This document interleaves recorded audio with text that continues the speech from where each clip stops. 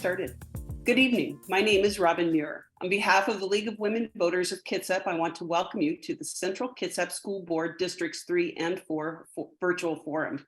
Tonight's forum is being recorded by both the League of Women Voters and BCAT, Bremerton-Kitsap Access Television, and will be available for viewing both on our website at lwv-kitsap.org and on BCAT's cable broadcast. The League of Women Voters is a nonpartisan organization that neither supports nor opposes political parties or candidates. The League does take positions on matters of public policy and advocates for those positions after careful study. Formed in the 1920s as an outgrowth of the women's suffrage movement, the League's purpose was and is to this day to educate and inform citizens so that they may more fully participate in our democracy. As a membership organization, we depend on our members to organize and run events such as this. We invite and encourage everyone to become members and help us work on the League's basic mission, which is that our form of government depends upon the informed and active participation of its citizens. All candidates listed in the Voters Guide were invited to attend this evening's forum. Unfortunately, not all of them were able to attend. But joining us this evening are the candidates for Central Kitsap School District number 3, Rob Sanders, Drayton Jackson, and George Campbell. And for the District 4 candidates, we have Jason Gilham and Meghan Hein. Welcome to all our candidates. We're so happy to have you here this evening. So the rules for this evening's forum are as follows. All candidates will be given 1 1/2 minutes to make an opening statement. Following the opening remarks, I will ask questions that have been submitted in advance by the public. Each candidate will have 1 minute to respond to each question. At the end of the forum, each candidate will have 1 1/2 minutes to make a closing statement. Please keep an eye on the digital timer. If time expires before you finish speaking, please finish your sentence and yield the floor. Each of you has our thanks for stepping up and running for elected office. Please be respectful of each other, refrain from personal attacks, and address your remarks to the moderator or the audience. So let's get started. Our opening statements will be given in the order that the candidates appear in the Voters Guide. So first will be Rob Sanders.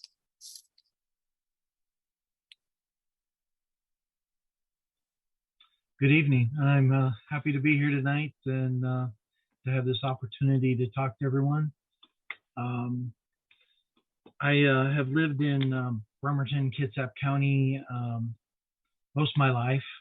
Went away in the Marines for a while, came back, did some work elsewhere, but I always end up back here. I've got, don't have any kids left in schools, but I had one kid who graduated from Olympic, and now I've got grandkids out there and a couple of great grandkids. So I still find myself concerned about schools, what's going on there. And I'm basically hoping to just give back a little to the community. And, you know, the processes and procedures that I read of the school board all sound fine, but I'm not sure that maybe we couldn't do better on some of them, the following through. So a lot of the things I see out there are just kind of a lack of transparency and, you know, parents feeling like they've got a right. Thank you.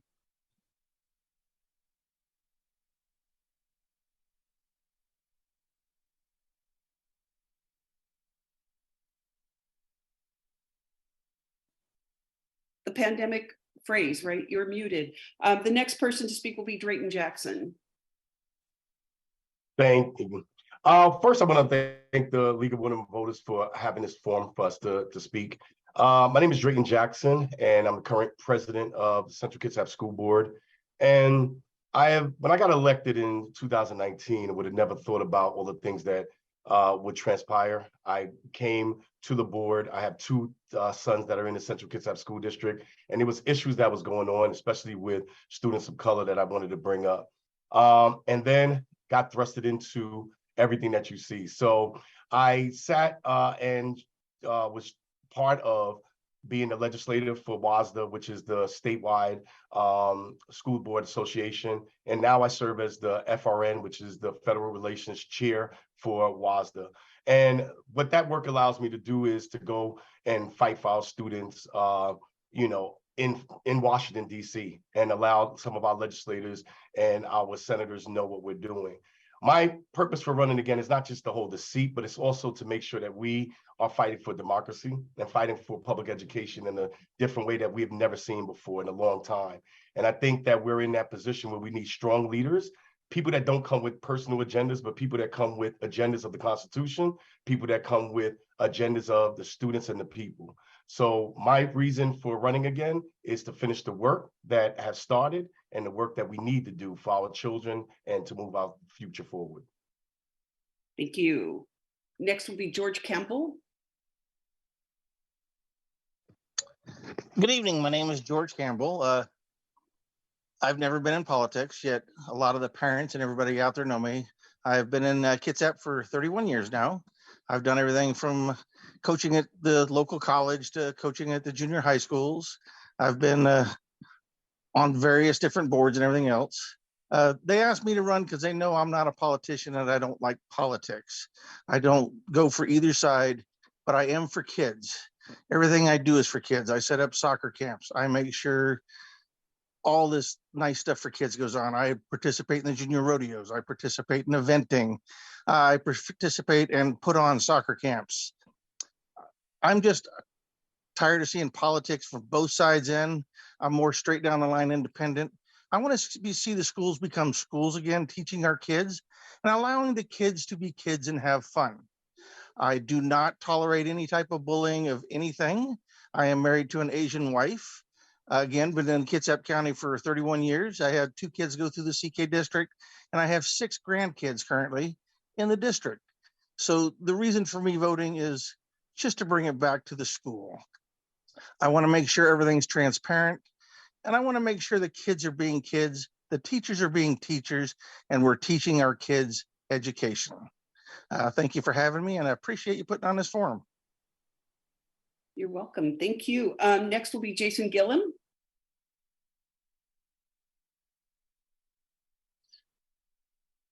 All right, so my name is Jason Gilham. I've been in Central Kitsap, primarily in Silverdale for 26 years now. My wife and I combined have a total of 8 kids who have all come through Central Kitsap schools, and now we have grandkids in Central Kitsap schools.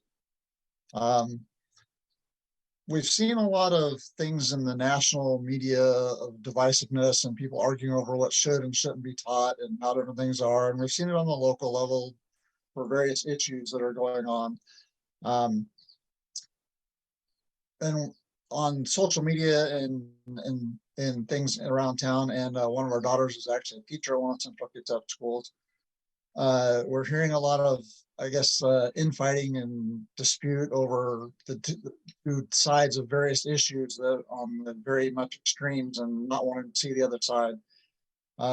When we found out this position was open, and I apologize a little bit to Meghan. I had the impression she wasn't rerunning when I first signed up, but my wife suggested that with the position becoming vacant, I have the right temperament and demeanor to help bring sides together, to bring logic to it, and to help keep the extremes out of everybody's business and try to keep the kids first, focus on the kids, meet the kids' needs, and keep our curriculums and policies directed at teaching the kids and letting them get the education they deserve and that Central Kitsap's known for.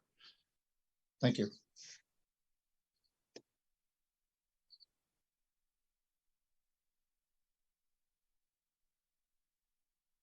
Sorry. And lastly, Meghan, your turn.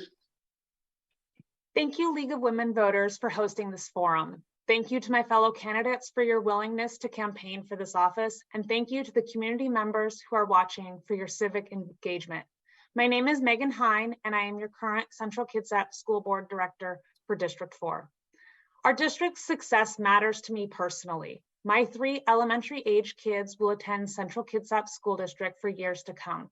I grew up in rural Camas, Washington, raised by an engineer and a teacher who taught me to value family, hard work, and community service. My husband and I settled in Central Kitsap for family ties, natural beauty, and our kids to attend quality schools. I want our kids to know this community supports them. That's why I volunteer to read with students in our elementary schools every week. That's why I show up at every school event I can, from school plays and concerts to sport events to student presentations. And that's why when a vacancy opened on the school board, I stepped up to serve our community. I'm running to continue the work of improving our schools. Our community deserves well-managed, fiscally responsible schools capable of preparing every student for future success. Improving academic results is my focus. Our students suffered learning loss during the pandemic. I'm dedicated to helping them recover. My goal is a Central Kitsap school district that inspires pride in our students, parents, dedicated staff, community, and I'm just getting started. It's an honor to serve as your school board director, and I ask for your vote.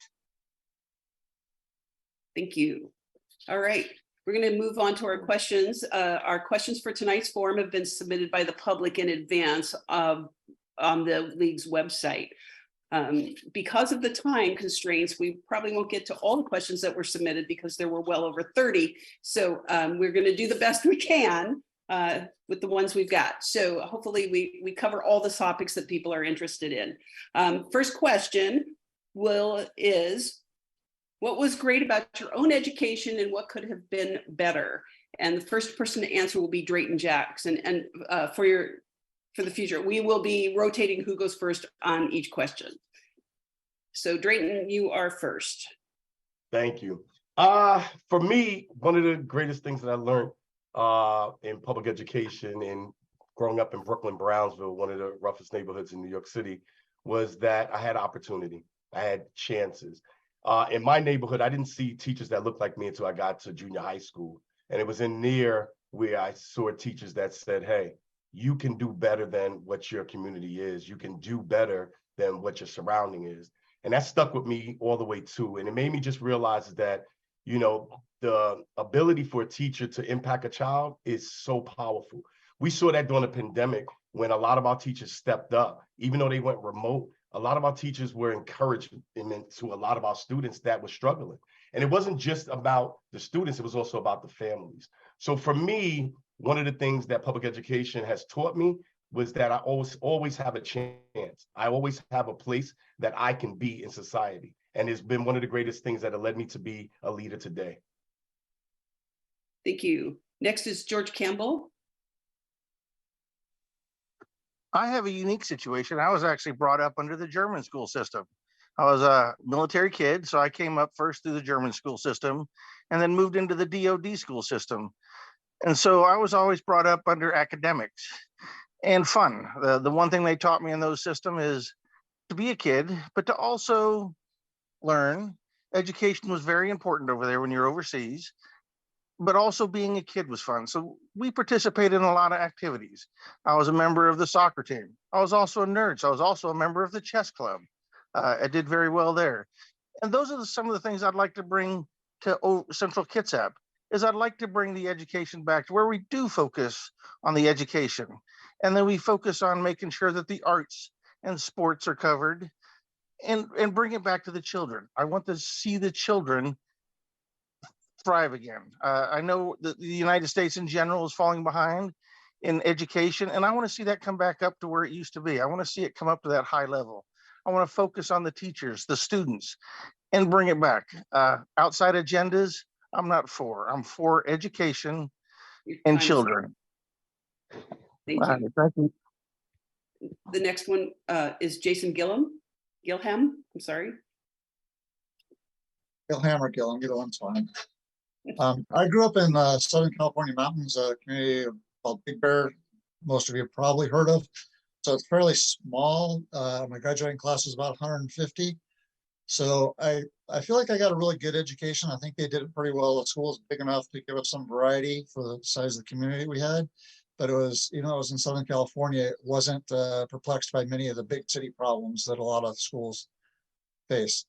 I think that they did very good things. There were some things that they lacked on. One of the things they lacked on, in my opinion, was letting people know about what opportunities were available. Not that I have any problems with the military. I did 20 years in the military, but the biggest reason I joined was because I didn't see any opportunities for me to move on with my education, because I grew up fairly underadvantaged, somewhat poor. So I joined the military. I used that. I got my college degree now. I've been retired for a while, and I'll just give us an opportunity to hopefully do for our kids a little better than what I got. Meghan Hein. What was great about my education was I had involved teachers and coaches that were invested in my education and my well-being. A caring adult was really critical growing up, and I believe that's still critical today. Additionally, our school district was well funded and supported by the community, and I want the same for our kids and our community. I enjoyed my time in middle school and high school in band and cross country and track, which were made available through community support. These activities kept me involved and invested in my learning. And as we saw during the pandemic, some sports and arts and activities are sometimes what makes the difference between a child choosing to continue participation in school or to stay at home or possibly drop out. And so those activities are really critical. Thank you. And Rob Sanders. As I said, I grew up around here and graduated from Bremerton High School, but went to Bremerton schools all the way through, and had fantastic teachers along the way. Many that I would consider friends, and a few that I'm still in contact with today. I was big into sports and the music program, and those things kind of carried me through the educational part that I maybe wasn't as keen on. Some of the teachers kind of had to make me learn sometimes. But community involvement in the schools and parents' involvement, I don't know if that's slipping or if it's still there and I'm just not aware, but I'd like to see more involvement out there in the community. Thank you. Thank you. All right. Next question. Would you support a drive for a diverse teaching staff? Why or why not? First would be George Campbell. Diverse teaching staff, of course I support it. We need all walks of life. We need everything, and the best candidates are what we need to look for. In order to provide for our children, we need the best art teachers. We need the best music teachers. We need the best coaches. We also need the basics. And so I'm willing to, and always will support a diverse community, because that's what's needed in a school. Otherwise, you're not going to get the right education. You're not going to see all the nice things that can be taught, because I had a very diverse teaching staff growing up through DOD and German. And so yes, diversity is very much required. Thank you. Jason Gilham. Well, as far as a diverse teaching staff, I fully support any kind of diversity in teaching staff. I don't particularly like using a person's diversity, race, ethnicity, religion, whatever it is, as a focus area for where to hire. Obviously, I'm more in support of whoever's most qualified for the job, who's going to support the kids best. But at the same time, the teaching staff should reflect what the student population is. So if you have a diverse student population, which we do, you need a diverse teaching staff. So if there is a spot where we're coming short, where we don't have enough of some community or group represented compared to the student policy, then we need to maybe focus our recruiting efforts for well-qualified candidates in that area. But as far as getting like some quotas or any of that kind of stuff, I'm not generally in favor of that. I mostly would like the qualified people who want to do a good job and teach over worrying about the diversity. Thank you. Meghan Hein. Yes, I absolutely would. Our students need to see themselves reflected in both the curriculum and the workforce of our district. Recruiting diverse staff is a challenge, and one way to possibly address this challenge would be for the state to do more to promote programs like the Troops to Teachers pathway for teacher certification. Our military families add diversity to our community and could help diversify our staff. And this is something that I intend to advocate for in Olympia. So I absolutely would advocate for a diverse staff in our community. Rob Sanders. I would be all for a diverse staff, but I do want to put emphasis on hiring the most qualified, best person for the job. I don't like targeting an ethnic group or something to artificially create a diverse staff. So that's kind of where I'm at. And Mr. Jackson. This was one of the things that I, when I ran, was one of my vocal points into it.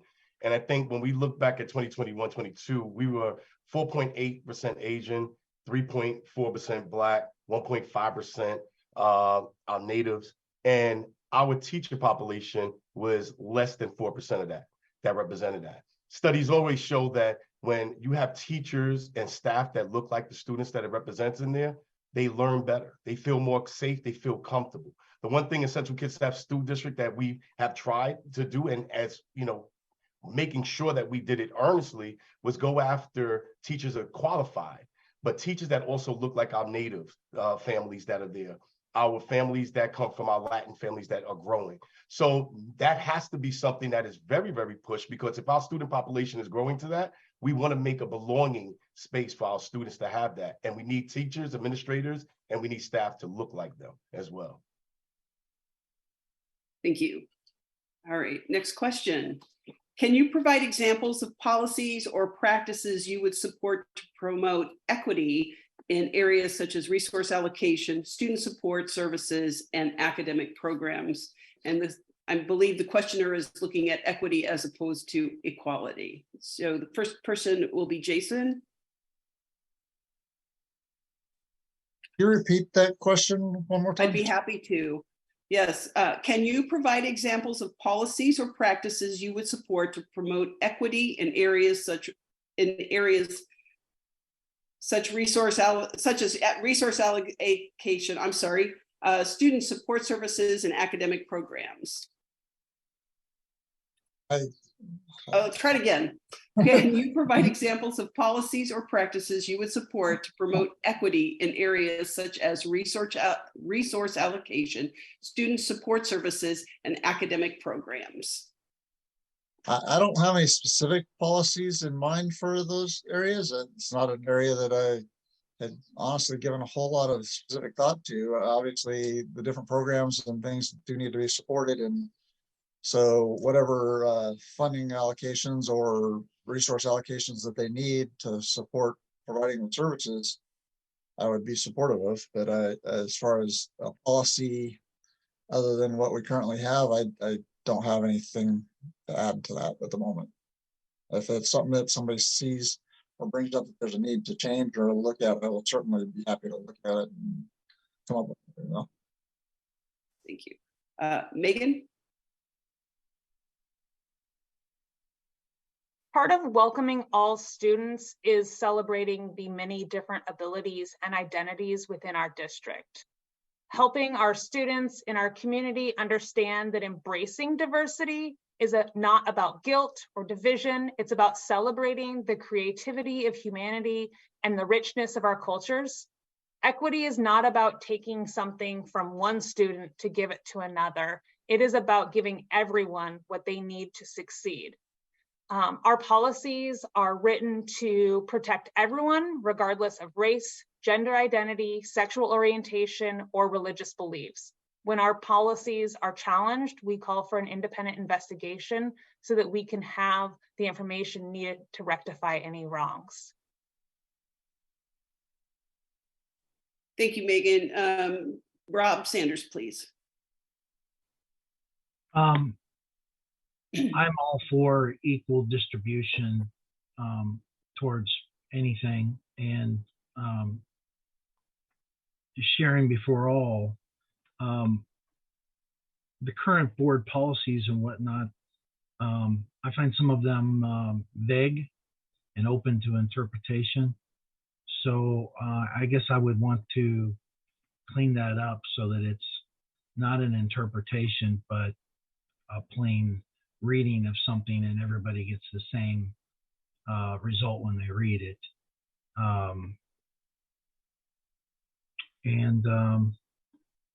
That's what I got. Thank you. Thank you. Drayton Jackson. Thank you. I think during the pandemic, Central Kitsap School District showed what equity is about. What we found is there was a lot of students that did not have internet access. A lot of our families were struggling. So, you know, a lot of times I think we put this equity into a black and white thing, is that we're taking from somebody to give to somebody else. Equity is a single white mother that may not be able to afford a laptop for their child to take online classes. So in our policies, we made sure we lead with an equity lens. It's one of the things that made Central Kitsap School unique in a lot of ways, because we had that as our forefront.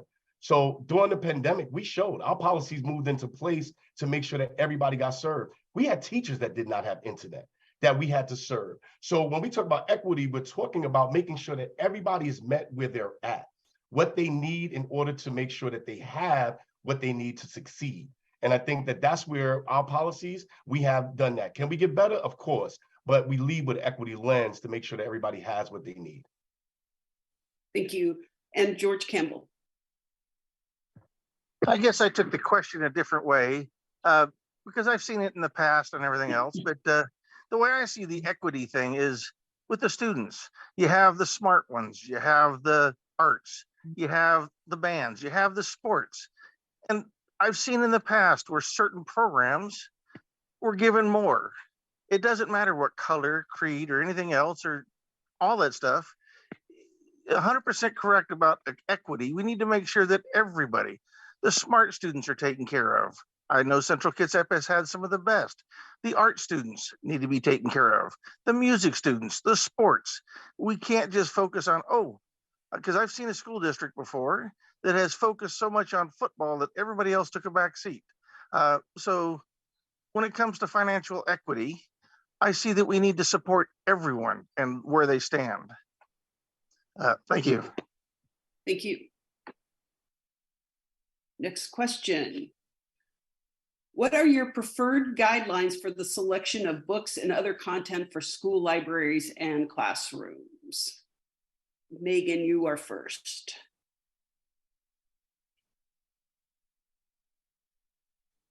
Central Kitsap School District has a panel that their entire job is to review books, and we have a request for reconsideration. You can access that on the website. And so I think that panel works really well. The October, March, and June quarterly meetings were all canceled due to 0 submissions. We want deep thinkers in our community. Books should absolutely be age appropriate, but we should not be banning books. Students need to see themselves represented in their literature that is in their library, whether that be their age, gender, race, or ideology. Thank you. Rob, you're next. Well, I agree with what Meghan just said. I think books are very important, and kind of, I can think of through my own son. He's a crazy reader, which has made him better in all walks of life. You know, in school was always easy for him because he would go right through the reading material. And so having a place where kids can get books and read about different topics and learn on their own even, so important. And really glad that there is such a committee that's doing that work. Back in the day, it was just a poor librarian all by themselves. So I hope that we'll continue that. Thank you. Drayton Jackson. Thank you for the question. Not to, as my colleague said, we do have a panel that does that, made up of community leaders and also our certified librarians. What I want to say, and I'm going to make this very clear, a lot of the books that you see that people are talking about have been in our libraries in the school districts for a long time. And I think that one of the things, when we let a national agenda pick what we're doing locally, that's very scarce. And I think when we look at how our students need to see the things that make them feel comfortable. I grew up in the library in my school and also in the library in the community, and it helped me to have a different view, but it also helped me the things that I wasn't comfortable to asking my parents or saying to my parents that I got to say, okay, yeah, that's the way I feel about a lot of things. We have to make sure that the library is kept sacred. Because if we go back to what was done to a lot of our Jews with burning the books, it's the same theology in that of getting rid of what is important to those that it matters to. So we have to make sure that we understand what it is to have certain books in our library to teach the children what they need for themselves. Thank you. George Campbell. I tend to agree with everyone. Like I said, growing up in Germany, we had a very liberal library system. However, it was a very age appropriate. In other words, younger kids couldn't get stuff that wasn't meant for them or they wouldn't understand. So a library has to be something that they can learn stuff from. And the biggest thing is I'm glad they have a panel. It's the first I've heard of it. So that's very appreciative. But yeah, to be very just age appropriate. My kindergarten kid doesn't need to be reading something that a high school kid's reading because they're not going to understand it. And so, yeah, a very diverse library is required for education because you need to see what's happened before. And it's just the way it is. A library is there for knowledge. You have to have that knowledge. Thank you. Thank you. Jason? I think I pretty much agree with most everybody here. Books need to be available in the library. If students are finding some point in their education they're receiving in the classroom lacking, or they're looking for more information that maybe doesn't fit with the bulk of the students in the curriculum, so it might not be appropriate for the classroom, the knowledge and information still needs to be available to them to get the specific knowledge that they need. The whole idea of banning books baffles me. I don't understand why some people do it or why they feel that there's a need for that. And I've looked at a lot of these, not a lot, but I've looked at several of these so-called banned books in areas, and I find very little reason or logic behind it. It seems like people are afraid of diversity or change or whatever minor thing they're afraid of. Our students need to have access to these things, obviously within age-appropriate levels and things like that, but definitely supportive of a diverse and available media materials for all students. I'm going to skip to the skip this next question because you've basically already answered it, which was on banning books, unless you all want to address that again. Alrighty. Pardon me. Next question. How do you plan to engage and involve parents, students, and community members in the decision-making processes of the school board? First to answer will be Rob Sanders.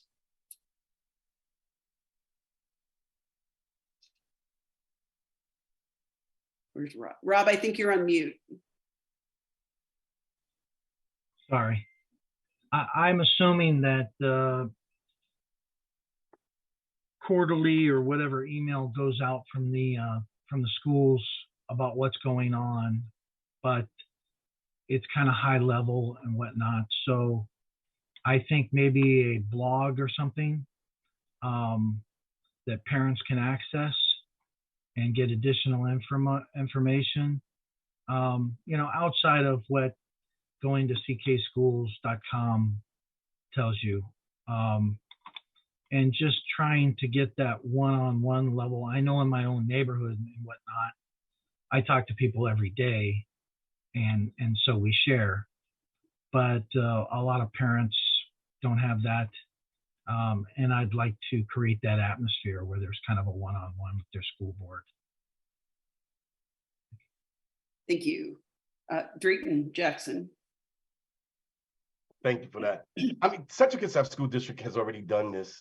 We heard the community during COVID and we responded. We started with an ambassador program. Our ambassador program allowed the community to come in, see our schools for about 4 weeks, 5 weeks, and have those questions and make them understand what the education, public education was all about. We did this on a scale that was just, I mean, tremendous, and so much information that people did not know. Also, our strategic plan. Our strategic plan was done by the community. Our strategic plan was what we had the community come in and ask. This is what we thought. This is what we have. Our youth was involved in that. Our students was involved in our strategic plan. So we've answered that question is saying, how do we get community involved with? What I want to see more of is people coming to our board meetings and voicing their opinion. We had a great board meeting, last board meeting, where the community spoke on both sides. That's what democracy is about, giving everybody their voice. And the more that we can engage in that, the more that we know that we can grow in democracy. Thank you. George Campbell, I'm sorry. That's all right. Combined you two. Yeah, I've always been a community person. So a lot of the people out in the community know me, the soccer coaches, being a coach's director. So I spend a lot of time still out in the community, out on the soccer fields or out at the horse arenas. And so people are always coming up to me, and I'm going to continue that. I've always been a person that you can walk up to and talk to. I don't always remember everybody's names because I get people walking up, and then my wife goes, who is that? And I give them the, oh, I don't know. But she says, you acted like you knew him forever. I try and be that way. And as a board member, I would be doing the same thing. I'm going to be open. I'm going to be available. It's just the way I am. I want people to know where I stand. I also want to know where they stand. Agree or not, people's voices need to be heard. And that's the reason that I'm running, is I want people to know they can come up to me. They can give an opinion that I might not like, but I'm not going to give them anything more than a smile. And I'm going to be very polite. It's just being on the different boards and everything else. It's just the way I've always been. I look at what's best for the community and take the direction that they need to go. Thank you. Jason.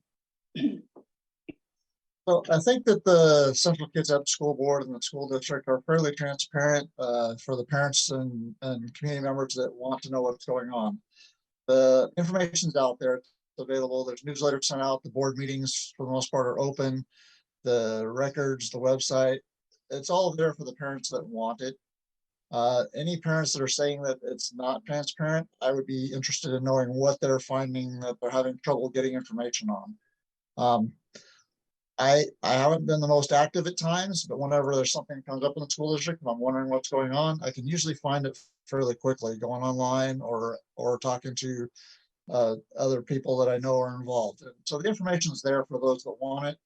I don't think there's any way to force feed it to the parents and community members who aren't interested. So the newsletters are good. The website is good. There's always room for some improvement. But I think overall we're doing a pretty good job. Thank you. Meghan, Hein. As Drayton mentioned, we just finalized our district strategic plan. We had nearly 1,800 people engage in our fall forum, either in person or through the online form. Our strategic plan takes their thoughts, opinions, and wishes for the district and translates them into a living document that we as a district will use for the next several years. Our district encourages our parents to take a very active role in their students' education and openly communicate with school staff. We have clear procedures addressing parental concerns for a variety of issues. And our district just honored the inaugural group of our district ambassadors. Our ambassadors received presentations on an organizational structure and strategic planning, student learning and instruction, human resources and school funding, and safety and operations. The application for year 2 will be available soon, and I encourage anyone in our community that would like to know more to apply. Thank you. Next question. What strategies would you employ to to foster a positive and inclusive school climate where diversity is celebrated and students feel safe and respected.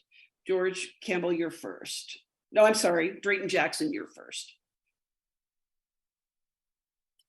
Thank you. Our superintendent led last school year with making sure that hope was there.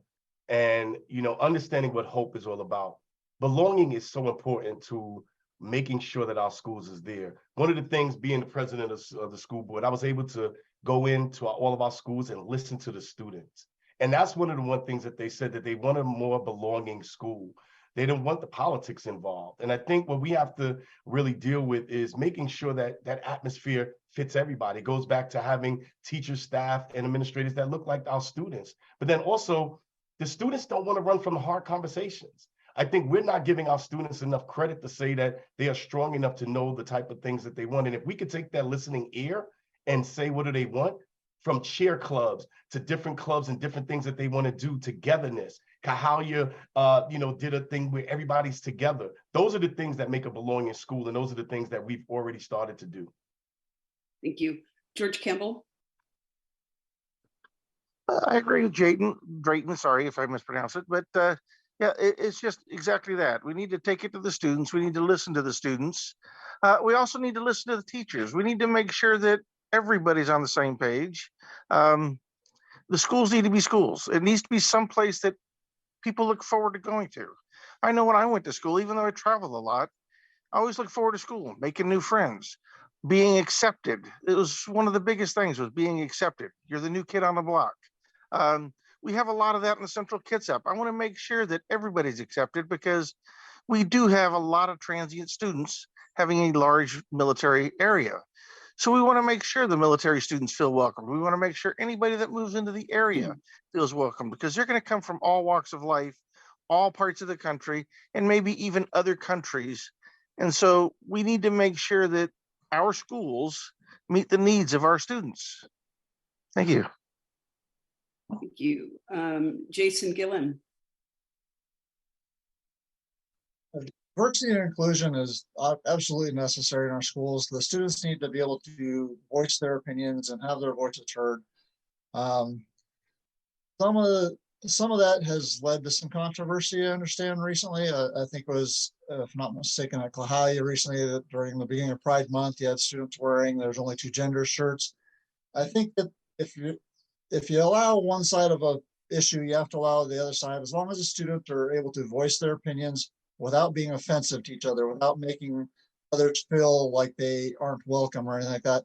I think it's perfectly acceptable to voice and share your views on things and feel included, as long as you're not trying to exclude anybody else. And I think that's a skill that a lot of our youth have. I think that being offended is often a choice. Not always. Some people do offensive things, and it's right to be offended by that. But sometimes I think it's more of a choice of people choosing to be offended over something that's not really offensive. Thank you. Meghan, Hein. One of our goals in the district is to prepare our students to live in a diverse community and to get along with people from different backgrounds. We are providing a more complete and diversified curriculum that celebrates the many cultures in our schools during different Pride months, teaching empathy and following our students' lead by encouraging students to form clubs of their choosing. In most instances, our children are leading the way with their acceptance of diversity, and many adults could learn from them. And we can do more by continuing to recruit diverse staff. Our district also provides social emotional learning focused on helping the students learn the social skills they need to connect and gain a sense of belonging in our school community. Rob Sanders. I think involving the students in the transition, coming into a school. I got a granddaughter who's moving up from elementary school to the next level, and how good it would be if the upperclassmen at that school were greeting the new kids coming in and showing them the ropes and what's available, and all the new stuff that's coming there. You know, a kid is pretty apprehensive when they're moving up to the next grade level and worried about what it's going to be like and are they going to fit in, and there's so many more kids coming from all the different schools together. So I would want to do that. And then of course at the elementary level, teachers and administrators at the school, they're all they've got really to bring them in and make them feel comfortable coming in. Thank you. Thank you. Next question. How will you advocate for adequate funding for schools within the district, and what strategies will you employ to ensure the funds are used effectively? What ideas do you have to advocate for additional funding to support programs not covered by the state? First person is George Campbell. The levy is one thing that we've always supported, and we don't have a problem supporting the levies, but we need to make sure that we're equally looking at all the schools, make sure that we have, you know, the things that they need, because not every school is equal. We have the rural schools out in Green Mountain. We have Plahowya. We have Central Kitsap on the heart of Silverdale. We have Olympic, which is, you know, in the tail edge of Tracington, a much smaller school. We just need to make sure as a policy that we find the right way to spend the money so everybody gets an equal but not equal share, if that makes sense. Sometimes for the bigger schools, it's going to require a little bit more money than the smaller schools. But we need to make sure every school gets the proper programs they need. We just can't give it to one and then say we're out of money. We need to make sure that we equally share it proportionally based on the school size and things like that, and to make sure the programs are covered and not saying, oh, maybe next time you get it. But no, we just need to make sure that every school is covered based on its population, its student body, its size. We just need to make sure our policies are fair to everyone. Thank you. Thank you. Jason Gilham. Like George just said, for the most part, the community usually supports levies. I do recall several years ago, I don't remember exactly how long, I know that a levy in Central Kitsap did not pass. And came down to, it was a lack of people being aware of what it was for.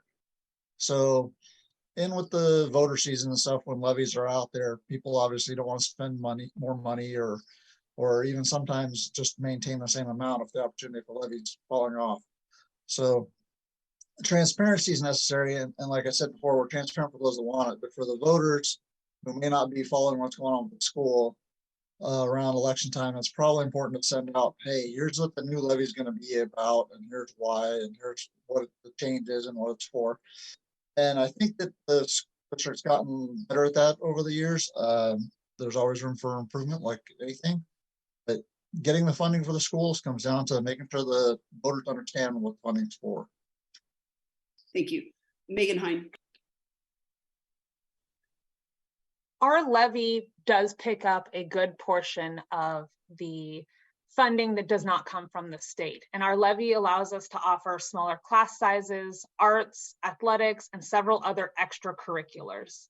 And the levy remains imperative for the success of our district. And without that levy, the board would be forced to face extreme budget shortfalls and need to make very difficult decisions.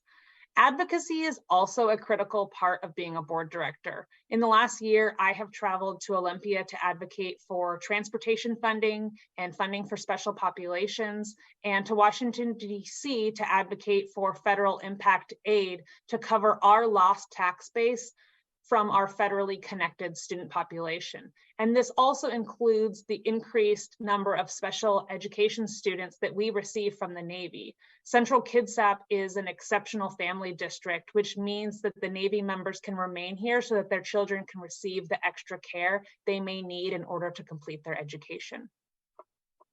Thank you. Rob Sanders.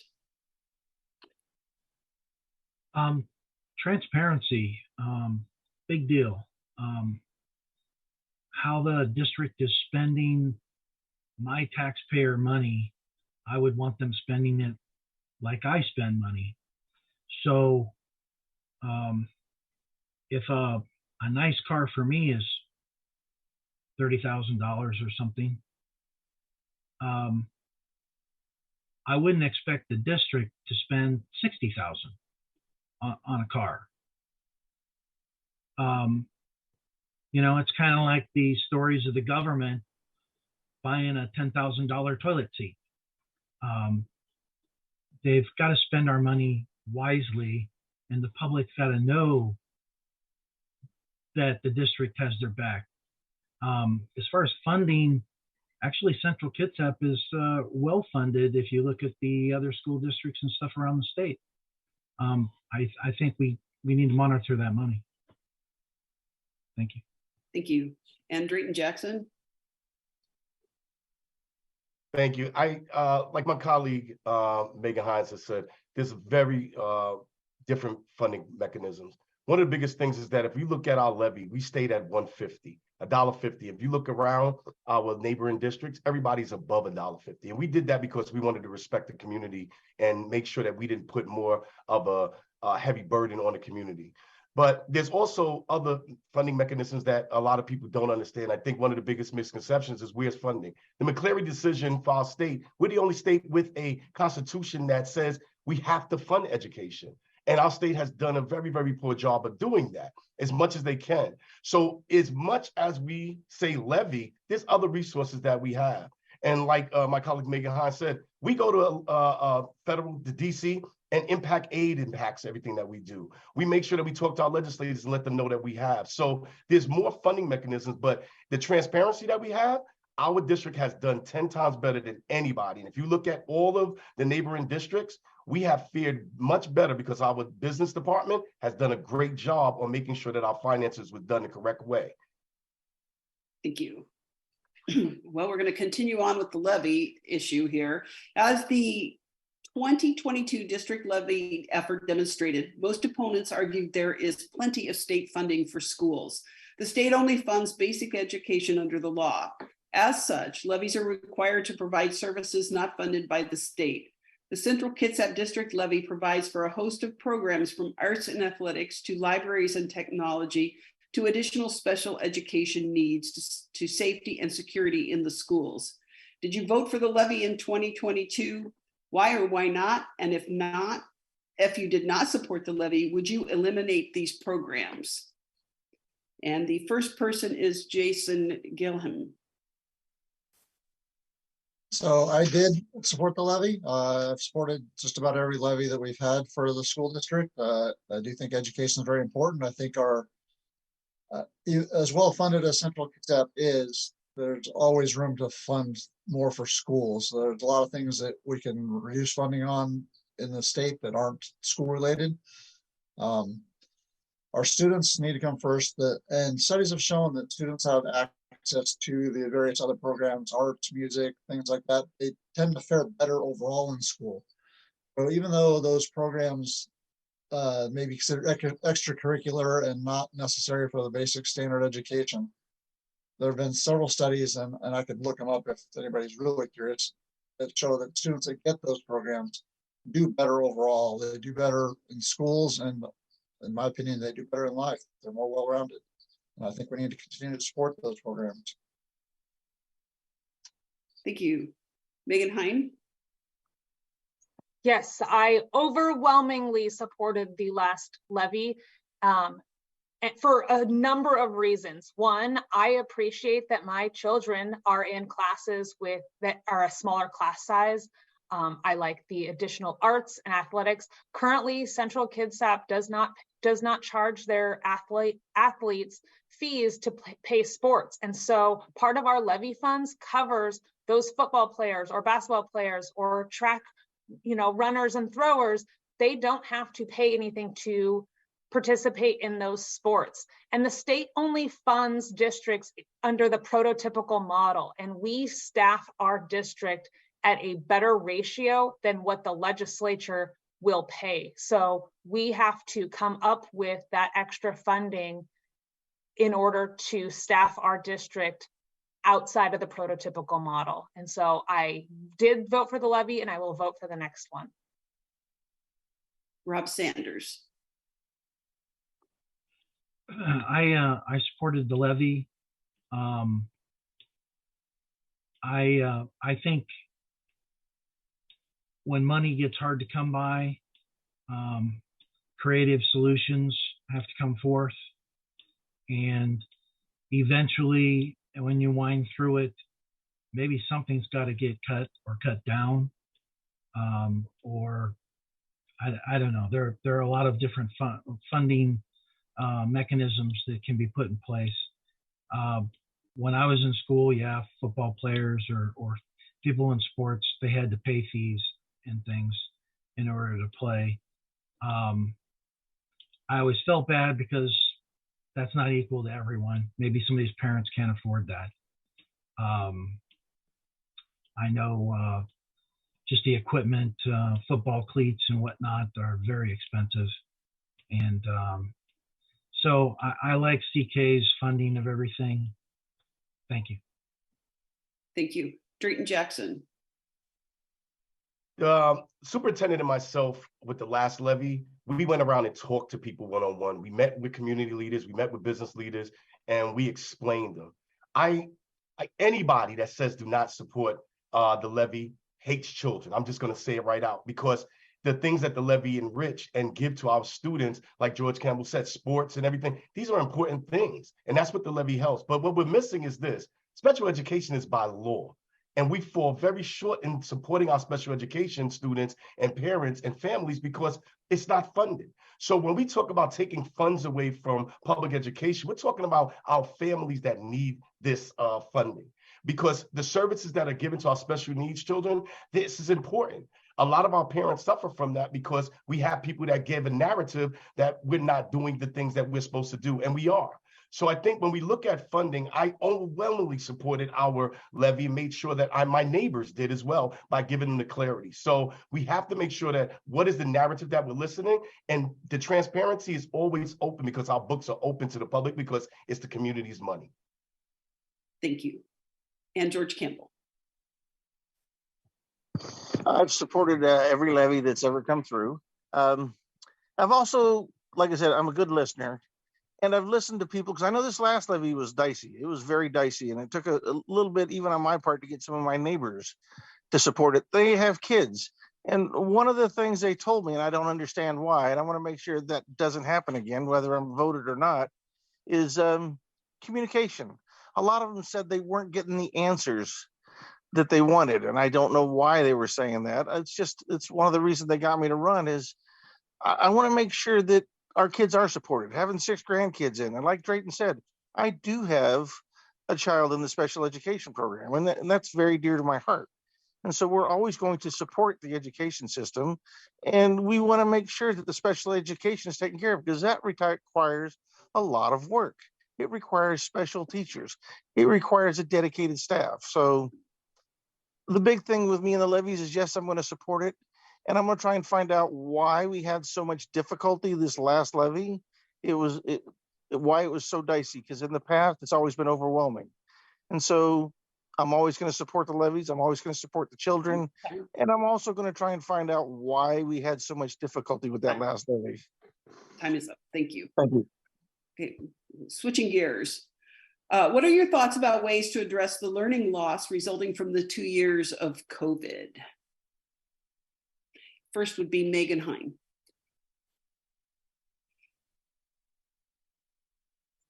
Well, I personally have taken a very active role in this.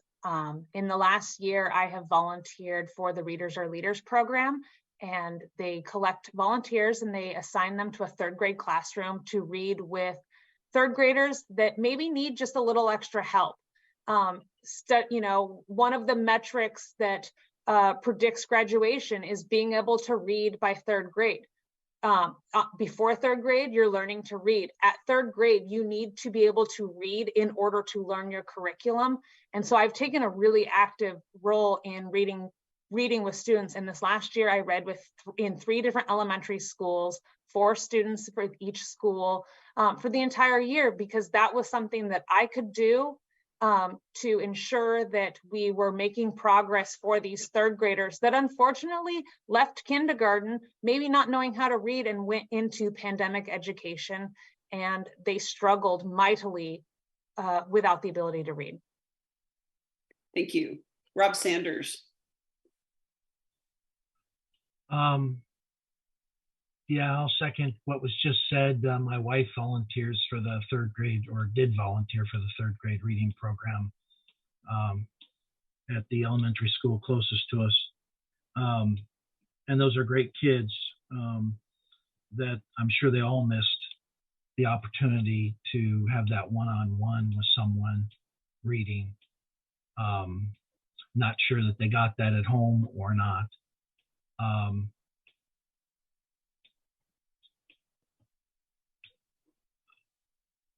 I guess that's about it. Thank you. Drayton Jackson. Yeah, this was near and dear to me because of me having 2 sons in the school district.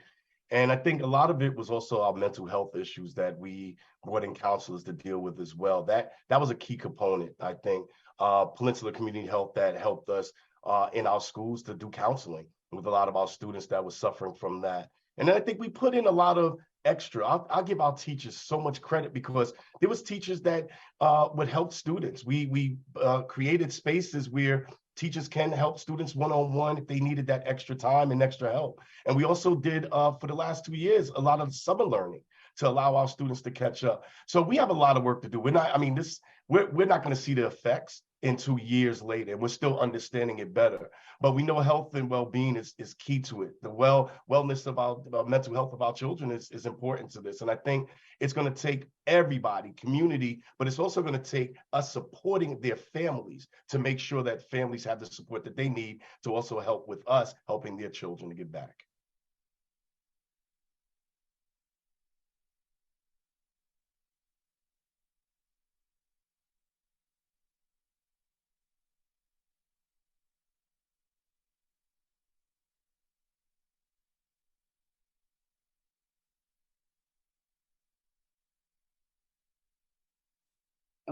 I think I'm the one on mute. George, you're next. I'm sorry.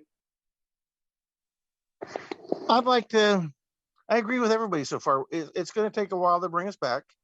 And I'd kind of like to see a mentor type program come back. Maybe the older students helping the younger students that missed out. It would be very nice to the teachers are also, we are overwhelmed as well. So we can't always expect the teachers to do it, but maybe to have some of the students, the better, the higher GPA students coming back in and helping out. I remember that in my days, and that's something I'd like to see going forward. Thank you.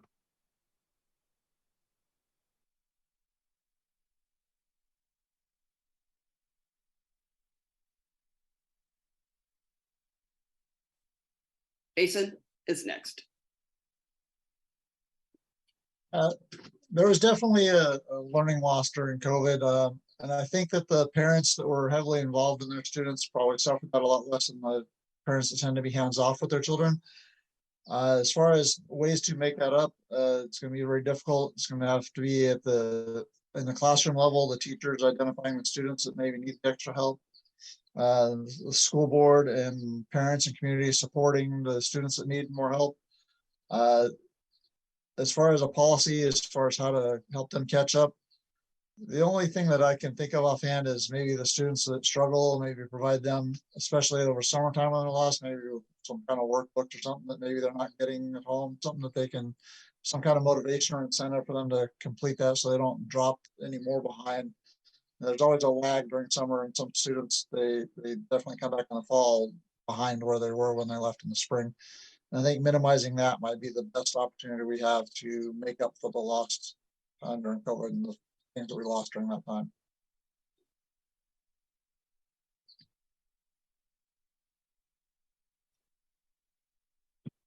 Next question.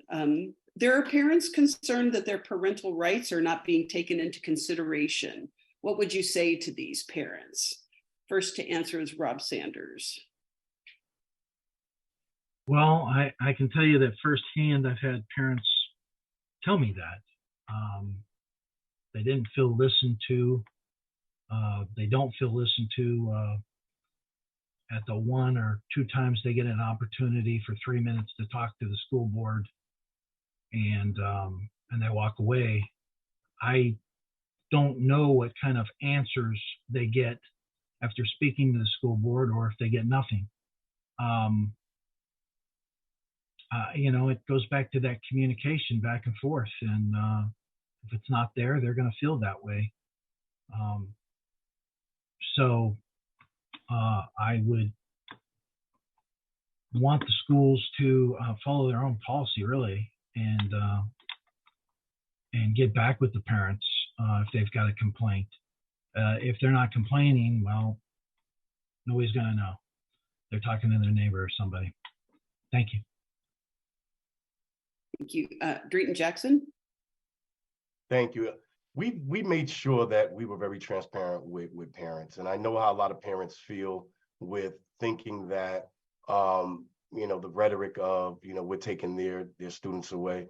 A lot of the things that you see is law.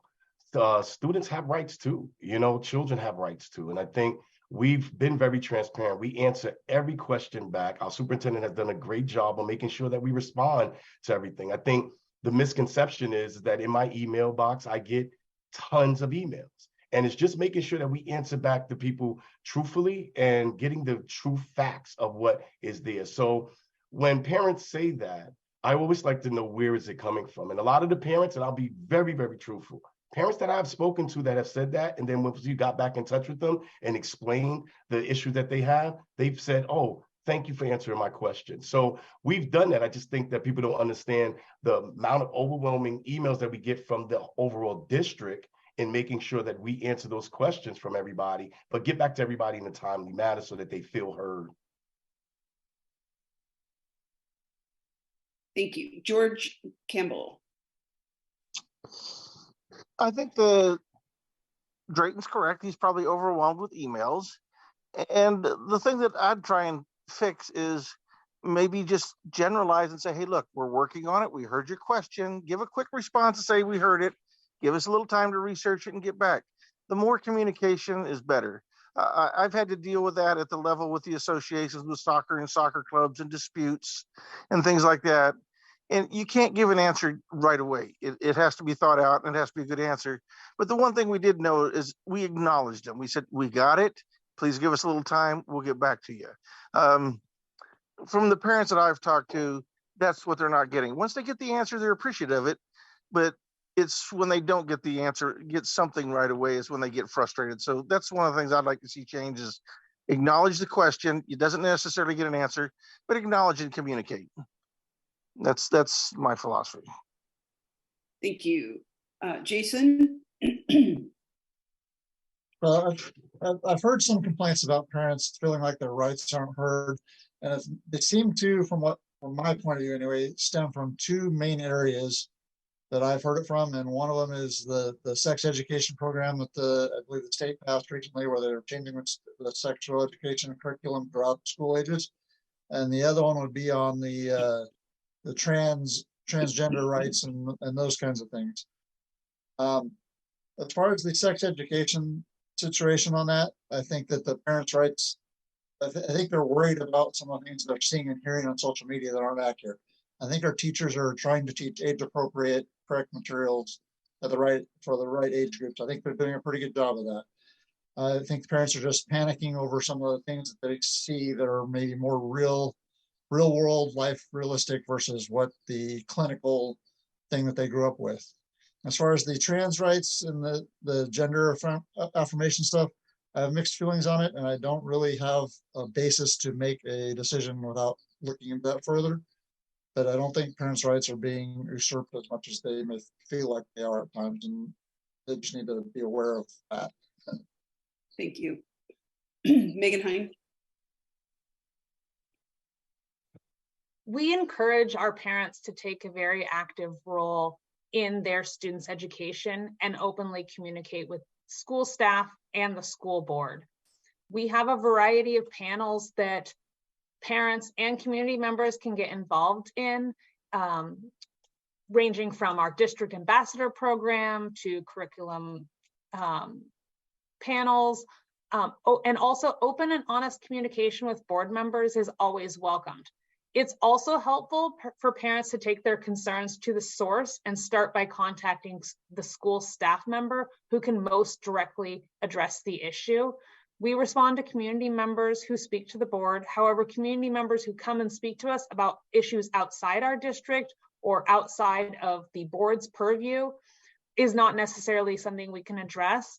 And sometimes the issue of parental rights really comes down to state laws that give the students legal rights, and board members are bound by state law, and we must uphold Washington state law.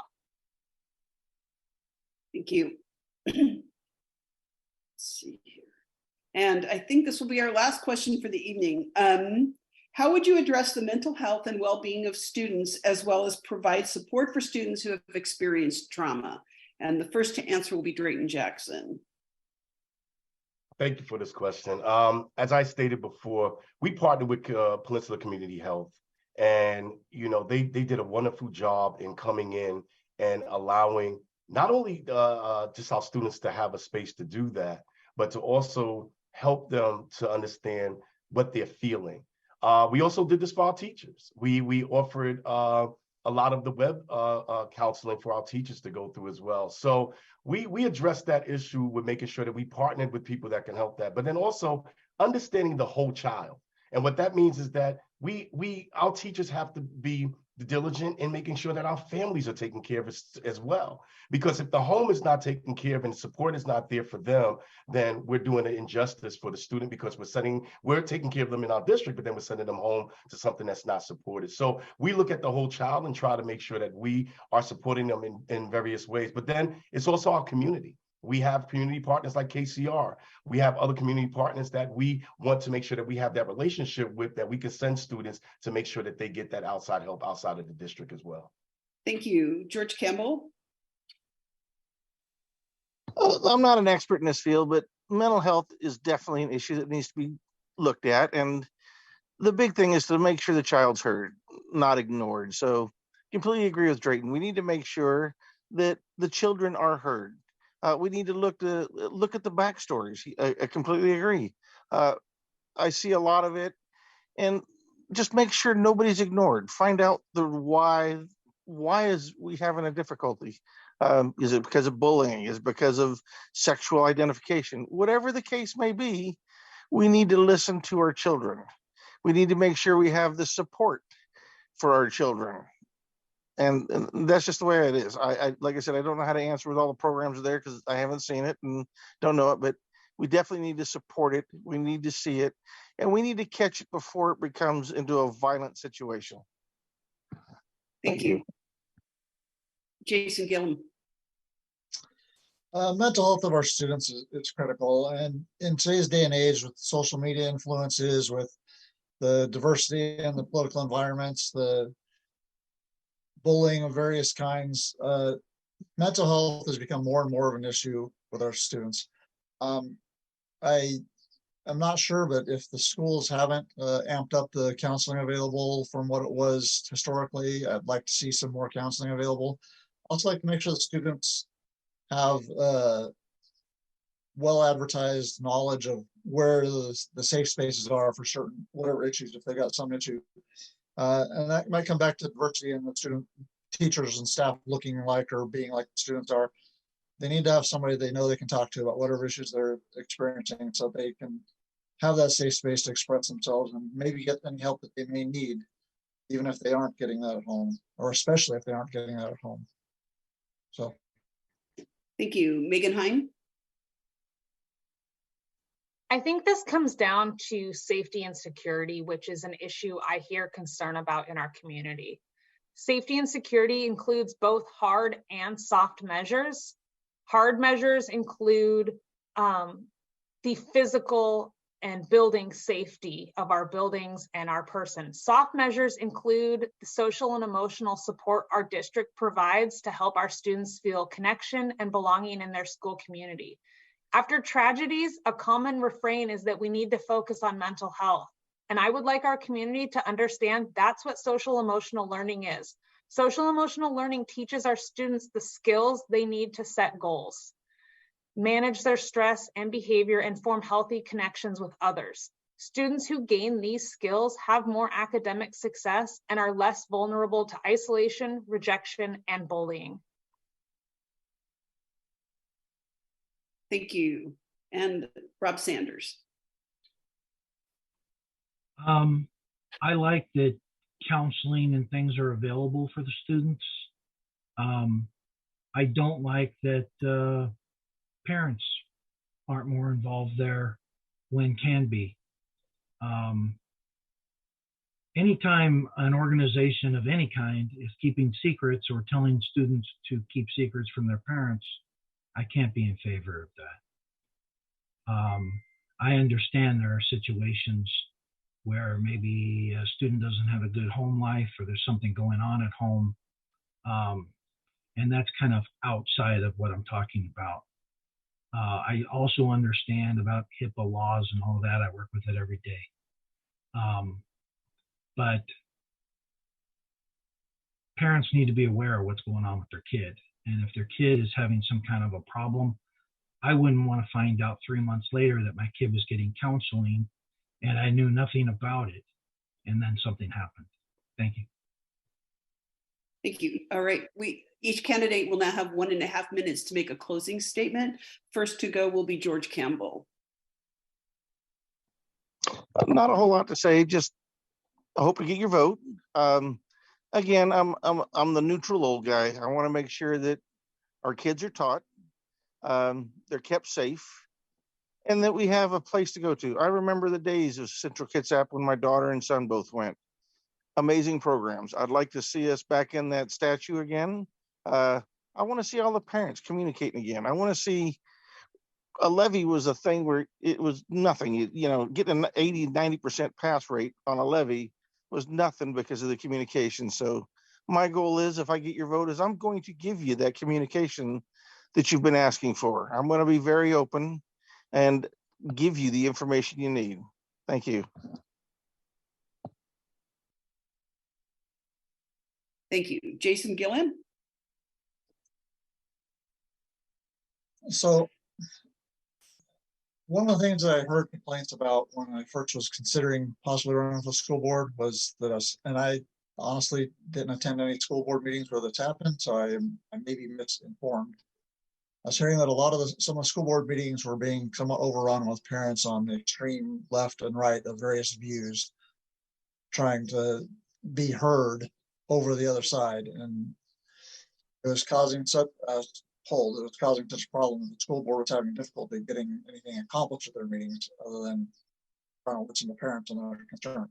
And while listening to parents and their concerns in the community is vastly important, that's one of the things that my wife encouraged me to consider running for, is because I tend to have the demeanor and the temperament to help rein in those diverse views and find common ground, and to bring focus back to what's important, which in this case would be the kids and their educations.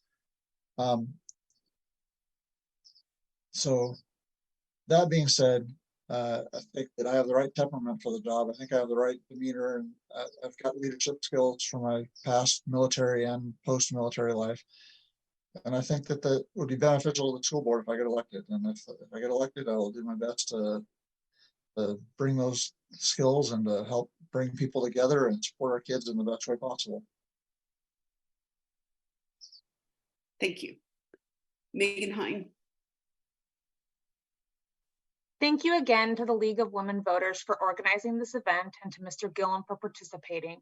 And thank you to the members of our community for taking the time to learn about your school board candidates. I hope I have made it clear tonight that I am fully engaged and committed to supporting our students by supporting our public schools. I believe our public schools, where our students learn to get along with people who have different cultures and worldviews, are an essential component for knitting the fabric of our society together.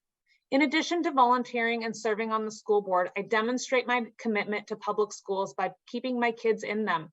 I want extraordinary educational opportunities for my kids, and I want the same for yours. I make the needs and best interests of students the primary focus of every decision that comes before the board. I am dedicated to boosting academics to recover from pandemic learning loss, safety and security, and increasing community engagement and understanding all our district has to offer. CK School District's mission is to prepare students to be college and career ready. And while the basics form a foundation, success requires more than just providing rigorous academics. Addressing barriers to learning and teaching students the social skills needed for success is essential to achieving our mission. Providing a safe and welcoming environment for students is imperative for students' focus and sense of belonging. That sense of belonging must also extend to our families and our community. The more our families and community engage in the education of our students, the more our students can accomplish. I ask for the opportunity to continue serving our school community. Please vote by August 1st. Thank you. Thank you. Next is Rob Sanders. I'd like to thank the League of Women Voters for having me in this. It's been an experience. I've never done this before, and a good experience, actually. I'd like to thank the voters that are out there that are going to watch this, and I hope it was somewhat enlightening. If elected, I really hope to support, obviously, the kids, but parents that don't feel their voices are being heard, and maybe seeing if something can't be done to fix that. Transparency would go a long way. I know everybody thinks they're transparent, but there's also a lot of people out there who think they're not. So fixing that. As far as test scores for the students, I was thinking those that are behind, surely there's time in the day that they can be moved to a separate place, classroom, to get extra in math or reading or whatever they need to bring them up to standard, instead of just hoping it comes up by itself. In any case, thank you. Thank you very much. And last is Drayton Jackson. Thank you. I want to thank the League of Women's Voters for this, and I also want to thank the community for showing up. And then I also want to thank Mr. Campbell and Mrs. Sanders for stepping up as well. I come with lived experience in poverty, homelessness, and as a person of color. And when I got elected to the board, one of the things that I made sure that I did was stick to the truth that I know in my lived experience. The key part of everything that I do is not about position. It's about where can I be the most help? Where can I put that energy in to make sure that we're there? We have a strategic plan. We have a North Star. There's work to be done. And I want to make sure that we complete that work and finish that work. When I got on the board, I was with a board of veterans. And over the transition of 3 years, I saw the board change out with 3 different positions. And I stood firm and got voted in as the president of that board and made sure that I made one commitment to make sure that our board was together, make sure that we had one voice, and make sure that we led with our students, equity, and our district at the forefront. We made sure as a school district that we did the right thing. And as I said before, if you look around, Central Kitsap School District was due diligent with the taxpayers' money and making sure that we stood firm on being strong. So sending me back as an elected official on the school board is about finishing the work that we have to do. We have a plan and we have a way forward. And I want to continue that work with the board that we have now. Thank you. All right. Nicely done, candidates. Once again, I would like to thank all of our candidates for taking the time to join us this evening. As a well-informed electorate is critical to our democracy, and events such as this are one way to achieve that education.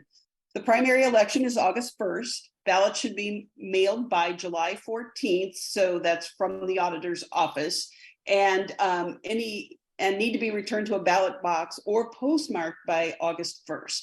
Information on candidates and issues can be accessed at vote411.org or in your voter pamphlet, which you should have received in the mail. The pamphlet can be accessed online at gov, that's one word, .com/auditor.